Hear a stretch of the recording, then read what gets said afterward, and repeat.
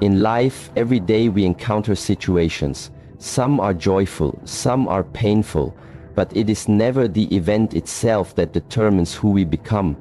It is the attitude we bring to these events that creates our life. A positive mental attitude is not naive happiness, it is inner strength. It is not pretending that everything is fine, it is choosing who you want to be, even when things are not fine. Today I would like to share with you 5 habits that can help you develop what I call an unbreakable positive mental attitude. One that, like bamboo, bends but does not break. Every morning, before the noise of the world reaches you, before the phone lights up with notifications, and before responsibilities start calling your name, there exists a small window of purity, a moment untouched by pressure, expectation, or distraction. This is not just a time to wake up your body, it is the sacred beginning of your inner world.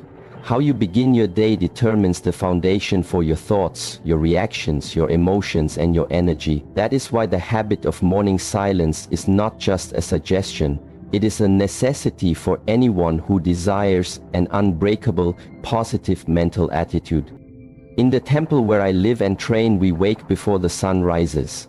Not because of obligation, but because we understand the value of early awareness. The first act of the day is not physical. It is not about checking anything or preparing to rush out. It is simply about being. Sitting still, breathing slowly, watching, observing, listening. Within this silence, the truth begins to whisper. The silence in the morning is not about being passive or lazy. It is a form of active presence. You are sitting not to escape the world, but to prepare yourself to meet it fully. You are meeting yourself. Most people begin their day in reaction. As soon as they wake up, their minds are already running. They check their phones, they check the news, they think about what they lack or what they fear. The outside world immediately floods their attention. So from the very first breath, their mental attitude is hijacked by worry or comparison or urgency. How can one hope to cultivate peace and strength if the first action of the day is surrendering control? Instead, I encourage you to reclaim this first moment. Develop the habit of sitting quietly, even for 5 minutes. No need for complex technique. Simply sit upright. Keep your spine long, your hands relaxed on your knees, eyes either closed or gently resting downward. Focus on your breath. Feel the air entering and leaving your nose.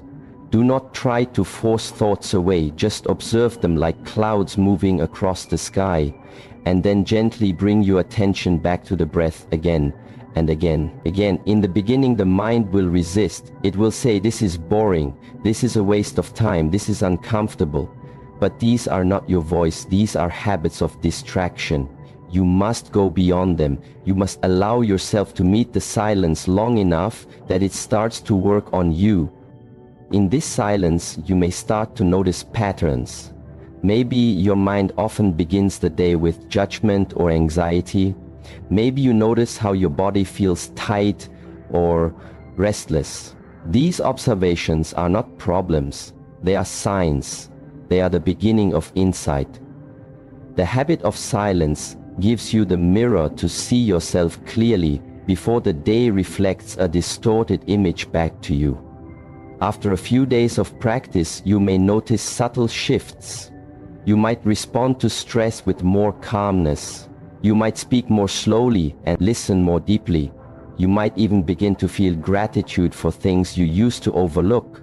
All of this comes from one small habit, giving yourself to the silence before the noise of the world can shape you. If you want a strong tree, you do not water the leaves, you water the roots. Your attitude, your peace, your discipline, these are roots. And morning silence is water. Once this habit is part of your life, you will notice that you carry this silence into everything you do. The silence becomes not just a morning ritual, but a state of mind. You begin to speak from a quieter place. You begin to act from a deeper space. The world outside may be fast, may be loud, may be uncertain, but inside you remain grounded. This silence is not empty. It is full of awareness, full of strength, full of choice. And that is what attitude truly is. Choice. The choice to respond instead of react. The choice to create instead of complain. The choice to be instead of always doing. Do not underestimate this habit because it is simple. The most powerful things in life are not complicated. A mountain stands strong not because it moves but because it stays rooted. You too can be that mountain, but only if you learn to meet yourself fully before the world meets you halfway. Begin tomorrow. Sit just 5 minutes. Do nothing. Watch your breath. Allow the silence to welcome you. It is not the silence of absence. It is the silence of presence. That is the birthplace of all unbreakable strength. If you can hold yourself each morning in this way, then no situation can truly shake you. No person can steal your peace. No difficulty can dominate your heart, because before the day begins, you have already won it. After the stillness of morning has reminded you who you are, there must follow action, not rushed action, not scattered effort, but disciplined movement, the kind of movement that connects your body to your mind and your spirit to your breath. This is the second habit, and without it, the silence will not sustain itself throughout the day. In the tradition I follow, we say that the body is the temple of the mind and the mind is the gate to the spirit. If your body is weak, your thoughts become heavy. If your body is restless, your focus breaks easily. Movement is not only a physical activity, it is a way to direct your energy with purpose and clarity. Disciplined movement is different from random exercise. It is not about looking a certain way or achieving speed or power.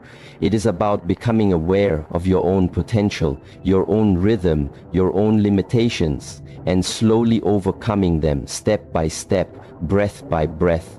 You are not fighting the body, you are learning to cooperate with it, to train it like a wild horse, and eventually ride it with calm confidence. Every movement becomes a message to your mind when you train in this way. For example, when I perform a simple kung fu form, the outer observer sees kicks, punches, stances, but what I experience is much deeper. I am learning balance. I am learning where tension lives in my body. I am learning how thoughts arise when I struggle and how they settle when I breathe with intention. This is how movement transforms into meditation. You can choose any form that resonates with your nature. It could be martial arts, it could be yoga, it could be mindful walking or stretching, but the key is to stay present, not to move on autopilot, and not to chase outcome. This is why I say disciplined movement, because discipline means awareness. It means you decide to stay with the discomfort without letting it turn into frustration or distraction. As you train the body, you will face resistance some days. The body will feel tired. Some days the mind will whisper excuses. It is in those moments that your attitude is tested. Will you obey the voice of weakness, or will you rise and move anyway, not aggressively, but consistently with dedication and care? Each time you move with awareness, you send a signal to yourself. I am not giving up. I am not falling back into chaos. I choose direction. One of the greatest benefits of disciplined movement is that it sharpens your inner mirror. Through physical practice, you reveal the patterns of your mind when the muscles begin to shake and the breath becomes heavy. What stories do you tell yourself? Do you say, I cannot do this? Or do you say, this is how I grow? Through that awareness, you get the chance to rewrite those stories, to replace I am not enough with I am becoming stronger, to replace this is too hard with I am learning to endure. And slowly this strength moves off the training floor and into your daily life. When someone criticizes you, instead of reacting from ego, you breathe and stay grounded. When a situation turns uncertain, instead of panicking, you rely on the calmness you practiced in movement. When your goals feel far away, Instead of giving in to despair, you remember the patience your body taught you. Your body becomes your ally, not just in health, but in attitude. It reminds you of the truth that growth is not comfortable, but necessary. That discipline is not punishment, but freedom. That challenge is not the enemy, but the path itself. This is why I always say, do not wait for motivation to come before you move. Let movement create your motivation. When the body moves, the mind follows. And when the mind follows, it quiets down. It becomes less chaotic, more stable, more focused, and a focused mind is a positive mind. A strong body supports a resilient heart. Some people think discipline is a harsh word, but in my experience it is the most compassionate thing you can offer yourself. You are saying, I care enough about this life, this mind, this potential to train it, to shape it, to protect it from being lost in the noise of distraction and the pull of weakness. Each session of disciplined movement is a step towards freedom, not just physical freedom, but mental liberation. It is your way of saying, I am not a prisoner of habit. I am not defined by what I cannot do. I am defined by what I choose to do again and again, no matter how small, no matter how slow. So tomorrow, after you sit in morning silence, stand up and move. Let your breath guide your steps. Let your awareness stay in the body. Let your attention rest in the now. Do not rush. Do not compete. Simply move with purpose, with care, with strength. Your body is your first home. Treat it with respect. Train it with love, and you will discover that the positive attitude you seek does not come from the outside. It grows from within, with each breath, with each movement, with each step forward, even when it is difficult, even when it feels small, especially then. If you commit to this habit, the body will become your teacher, and the lessons it teaches will carry you through every challenge with grace and with power. Once your day begins with silence and your body is awakened with disciplined movement, you now enter the world fully awake, fully present. But this is where the real challenge starts. Because the world does not care if you sat in stillness or if you moved with awareness. The world will still try to pull your attention in every direction.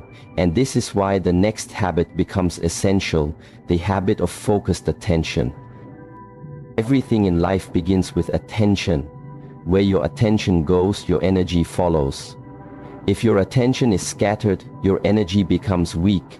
If your attention is hijacked by distractions, your mind becomes tired and your attitude becomes reactive instead of deliberate. This is why we train focus, not just to improve productivity, but to protect our peace. Many people do not realize that their attention is their most valuable resource. They give it away freely to devices, to complaints, to fears, to every little thing that demands a moment of it without question.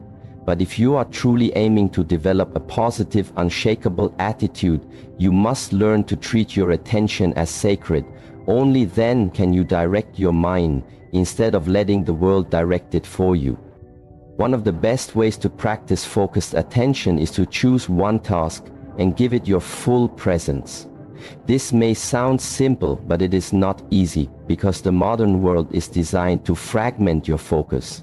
You open your phone to check a message, and within seconds, you are scrolling through news, through images, through noise. Your task is forgotten, your energy is drained, you feel busy but accomplish little, and that busyness becomes your identity. But what if you slowed down and chose to be fully present with what you are doing? If you are drinking tea, then just drink tea. Feel the warmth of the cup, smell the aroma. Notice how it feels as it enters your body. If you are speaking with someone, then really listen. Do not wait to respond. Just listen fully. If you are working on something, then stay with it. Do not check anything. Do not let your mind wander to what is next. Just stay here. Through this simple yet powerful practice, you begin to regain control of your own mind. The monkey mind that jumps from branch to branch starts to settle. And in that stillness, your inner strength grows, because now you are choosing where your mind goes. And anything you choose consistently becomes a habit, and any habit you repeat with presence becomes a part of your character. People often think they need more time, but what they really need is more attention, because even 5 minutes of pure attention is more powerful than hours of distracted action. And the mind knows this. It thrives on clarity. It sharpens when it is not pulled in many directions. And a sharp mind sees clearly and responds wisely. Training focused attention also reveals something deeper. It shows you how much of your suffering comes from mental noise, not from reality, but from imagined stories, from unnecessary judgments, from wandering thoughts. When your attention is focused on the present moment, those stories lose their power, and what remains is simple life, direct life, the kind of life that does not overwhelm you but invites you to meet it with openness. Some people say they cannot focus, but that is not true. The truth is, they have not trained it. Focus is like a muscle. You must exercise it daily. Begin small. Choose one activity each day to practice full attention.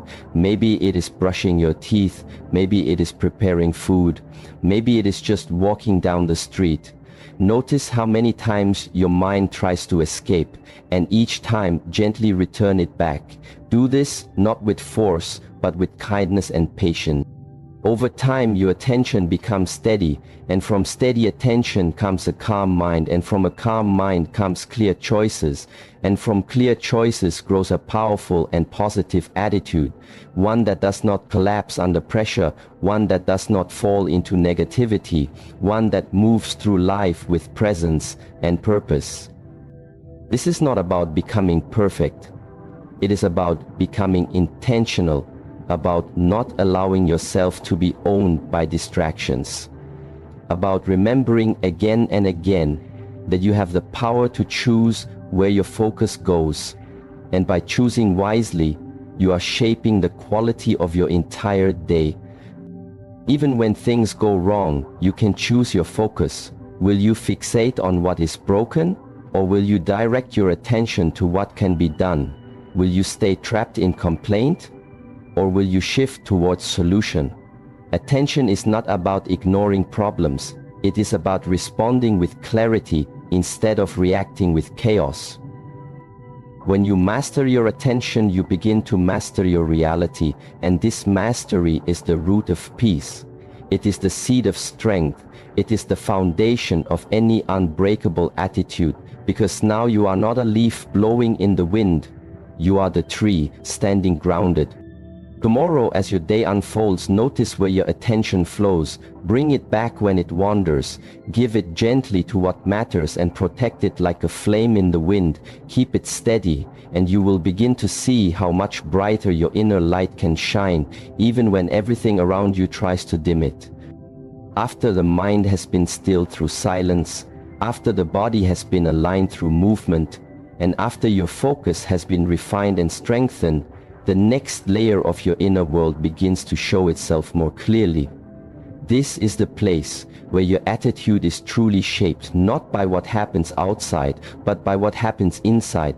And it is here that the fourth habit becomes essential, the habit of inner dialogue. Each day, whether you notice it or not, you are always speaking to yourself in your mind. This voice comments on everything. It judges, it compares, it explains, it repeats stories from the past and projects worries into the future. For most people, this voice is unconscious. It is like a stream that flows without control. And what many do not realize is that this voice shapes your emotions, your beliefs, and your actions more than any external event ever will.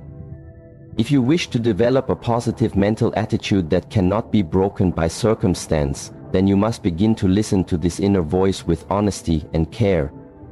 You must ask, what kind of messages am I feeding myself every day? Because what you repeat to yourself becomes your truth, not the truth of reality, but the truth of your experience.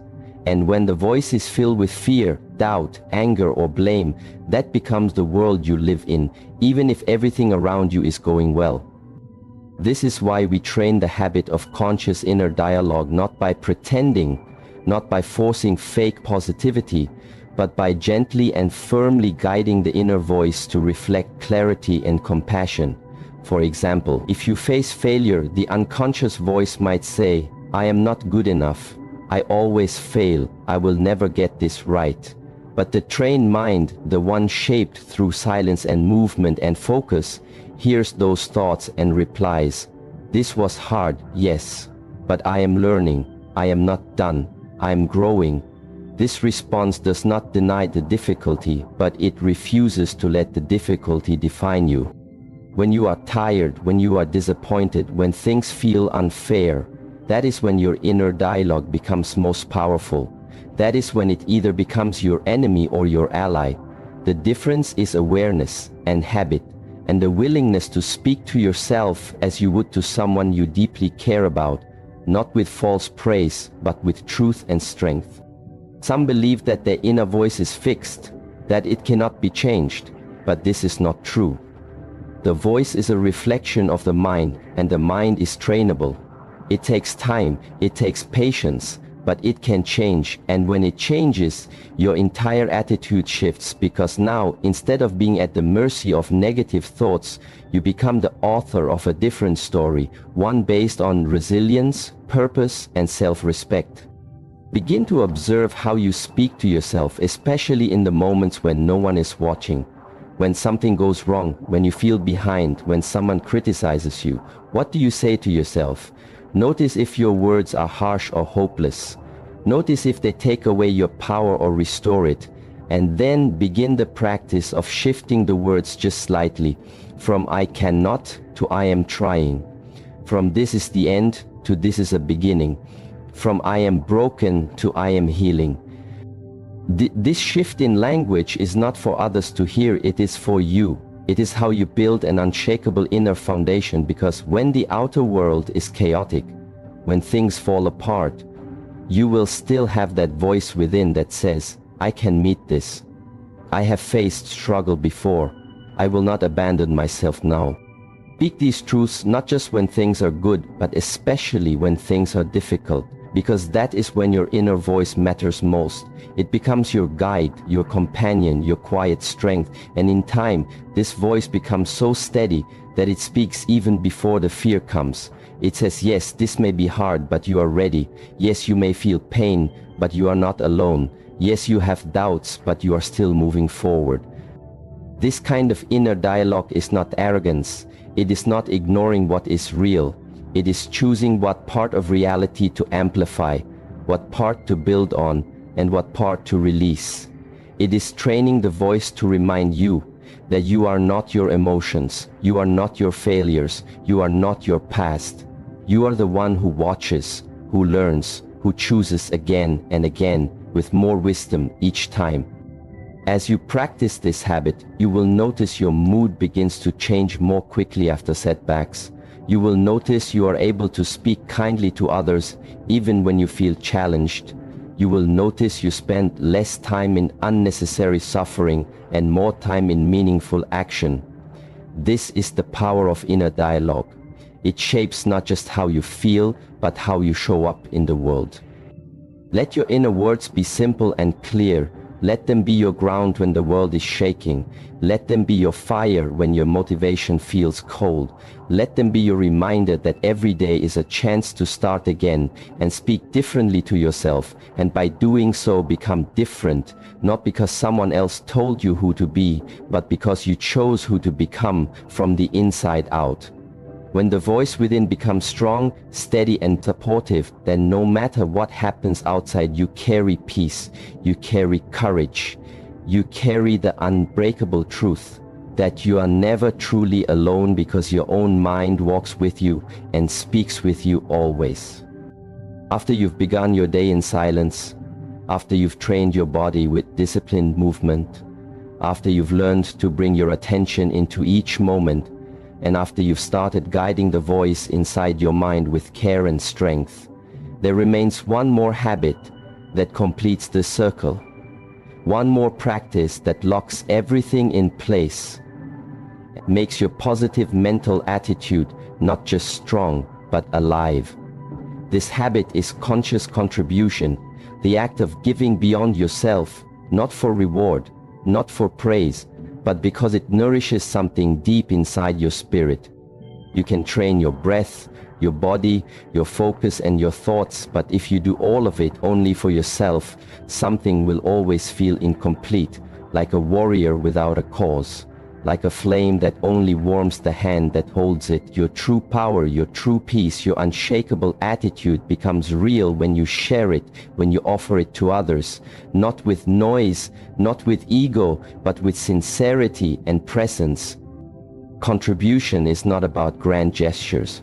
It is about the small choices you make each day when no one is watching, the way you speak with patience when others are rushing, the way you help someone without being asked, the way you listen when someone is not being heard. Each of these acts may seem small, but they carry weight, they carry meaning, and they strengthen your own mindset, because each time you act with kindness, you remind yourself that you are not helpless, you are not alone. You are not here just to survive. You are here to serve something greater than comfort or fear. Many people look outward and ask, what can the world give me? What can I get? What do I deserve? But the real shift begins when you reverse the question. When you wake up and ask, what can I give? Who can I support? How can I be useful to even one person today? This question is not a burden, it is a gift, because it takes your attention